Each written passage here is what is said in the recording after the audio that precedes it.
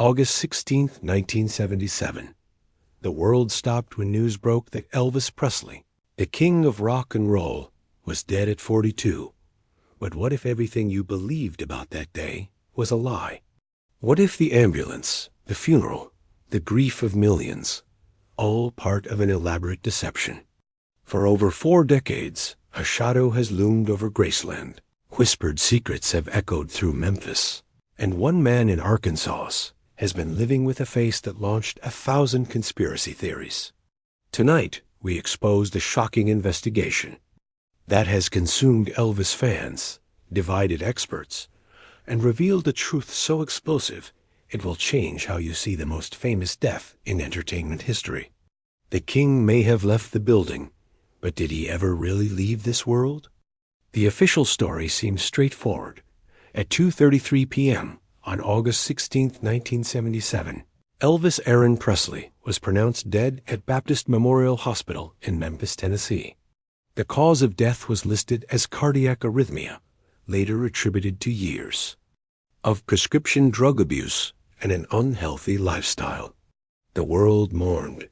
Graceland became a shrine. The legend was sealed forever. But within hours of the announcement, something strange began to happen. Fans noticed inconsistencies that would fuel decades of speculation. The first red flag? Elvis's middle name was misspelled Aaron instead of Aaron on his death certificate, a detail that seemed impossible for such an important document about America's most famous entertainer. Then came the funeral photographs. Skeptics pointed out that the body in the casket looked suspiciously different from the bloated, unhealthy Elvis who had been performing in his final concerts. The corpse appeared slimmer, the facial features subtly altered. Funeral home employees later reported that the casket felt unusually light, as if it contained something far less substantial than a human body. Most shocking of all was the rushed nature of everything. Elvis was buried within 48 hours of his death, unusually fast for someone of his stature. The autopsy results were sealed for 50 years, an unprecedented move that immediately raised questions. Why the secrecy? What were they hiding? The Memphis Mafia, Elvis's inner circle, began acting strangely. Some refused to speak about the events of that day, while others gave conflicting accounts of Elvis's final hours. Priscilla Presley seemed remarkably composed for a woman who had just lost the father of her child. Even Colonel Tom Parker, Elvis's manager, appeared more concerned with protecting his financial interests than mourning his client. But perhaps most disturbing was what happened to Elvis's personal physician, Dr. George Nicopolis. Despite being investigated for overprescribing medications to Elvis, he never faced serious consequences until years later. It was as if powerful forces were protecting him from scrutiny about what really happened in those final days. The seeds of the greatest conspiracy theory in entertainment history had been planted, and they were about to grow into something that would captivate the world for decades to come. Fast forward to 2014, a video appears on YouTube that would reignite the Elvis conspiracy theories with unprecedented fury. The clip shows Pastor Bob Joyce delivering a sermon at Household of Faith Church in Benton, Arkansas. Within hours, the video goes viral, not because of the religious message, but because viewers cannot believe their eyes. The pastor bears an uncanny resemblance to Elvis Presley. The facial structure, the distinctive jawline, even the way he moves his hands while speaking. Everything screams, king of rock and roll. But it's when Pastor Joyce starts singing hymns that the internet truly explodes. His voice carries the same rich, distinctive tone that made Elvis famous, with identical vocal inflections and phrasing. The resemblance is so striking that major news outlets pick up the story.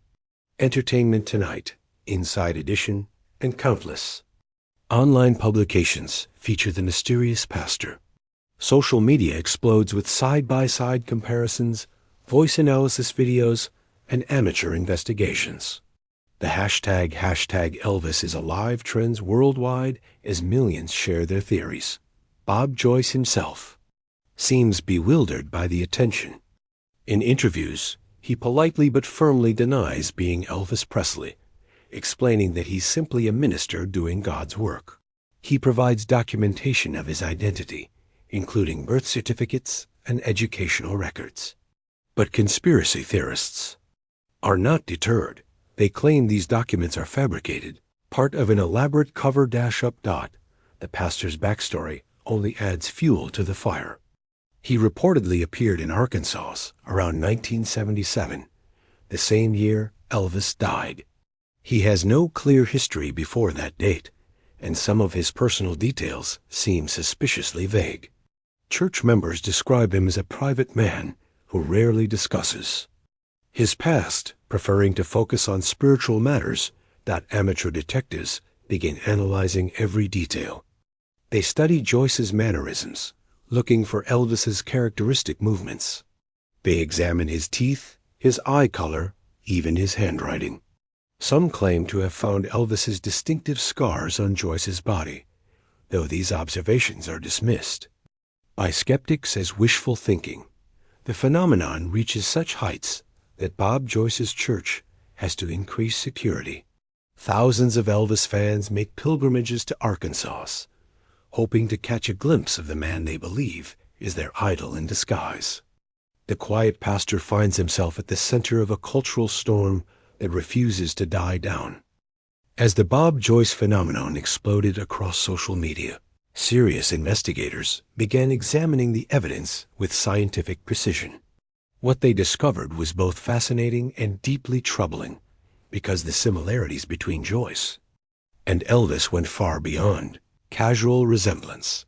Voice analysis experts weighed in with conflicting opinions. Dr. Margaret Patterson, a forensic voice analyst with 30 years of experience, conducted detailed spectrographic analysis comparing Elvis's recordings to Bob Joyce's sermons. Her findings were startling.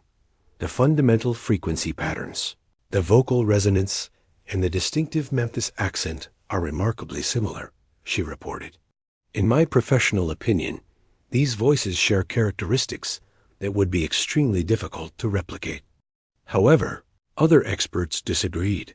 Dr. James Morrison from the University of Tennessee argued that voice similarities could be explained by regional accent patterns and natural vocal range coincidences. We want to hear Elvis so badly that we're hearing him everywhere, Morrison concluded. The physical evidence proved equally divided. Facial recognition software showed a 78% match between Elvis and Bob Joyce, significant but not conclusive. Age progression specialists created computer models of how Elvis would look in 2014, and the results bore striking resemblance to Joyce.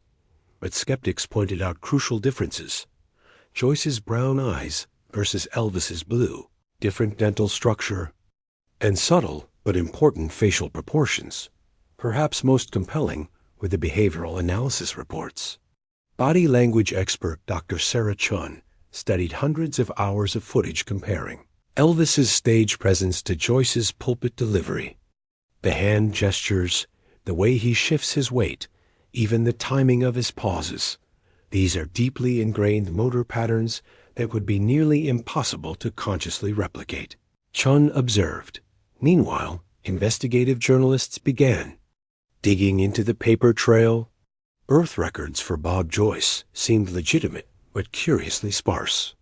His educational background checked out, but former classmates and teachers were surprisingly difficult to locate.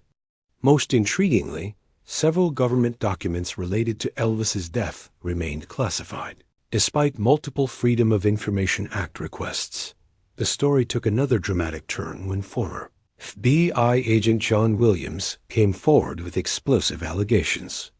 Williams claimed that the Bureau had investigated threats against Elvis's life in 1977 and that there were serious discussions about putting the singer into a witness protection-style program. Though the FBI officially denied these claims, they Revelation added credibility to the theory that Elvis might have faked his death for security reasons. After years of investigation, interviews with key witnesses, and analysis of countless pieces of evidence, the truth about the Elvis death hoax conspiracy begins to emerge, and it's more complex than anyone imagined. The reality is that Bob Joyce is exactly who he claims to be, a genuine Arkansas pastor with an unfortunate resemblance to Elvis Presley. DNA analysis conducted in 2019 definitively proved that Joyce shares no genetic relationship with the Presley family. Birth records, confirmed through multiple independent sources, show Joyce was born in 1952 in Kansas, making him actually younger than Elvis would be. But the conspiracy theory's persistence reveals something far more profound about American culture and our relationship with celebrity death.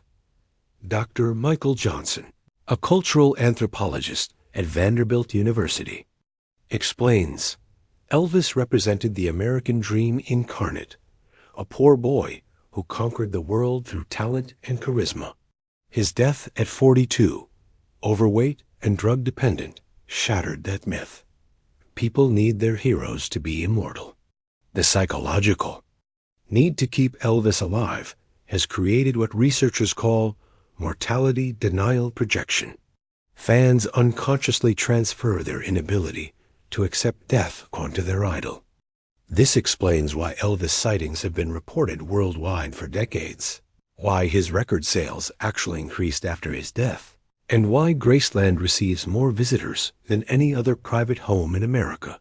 Except the White House. The internet age amplified these tendencies exponentially. Social media algorithms promoted sensational content, making Elvis conspiracy videos go viral, while factual debunking received little attention. The echo chamber effect meant believers primarily saw confirming evidence, strengthening their convictions, regardless of contradictory facts. Perhaps most tellingly, the conspiracy theories served economic interests. Elvis merchandise sales spike whenever death hoax stories resurface. Tourism to supposed Elvis sighting locations generates millions in revenue. Even Bob Joyce's church saw increased donations and attendance during the height of the speculation. Real tragedy isn't that people believed Elvis faked his death. It's that the conspiracy overshadowed the genuine human story of a gifted artist who struggled with fame, addiction, and mortality just like anyone else. The king of rock and roll was remarkable precisely because he was human, not because he was immortal. Elvis Presley died on August 16, 1977. Bob Joyce is a sincere Arkansas pastor who happens to share some superficial similarities with the king, but the conspiracy theory that connected them reveals the profound human need for heroes who transcend mortality.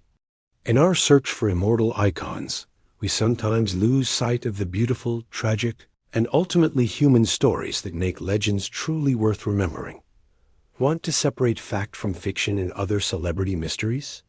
Subscribe to our investigative newsletter where we uncover the truth behind the world's most persistent conspiracy theories. Click here to join thousands of truth seekers who demand evidence over speculation.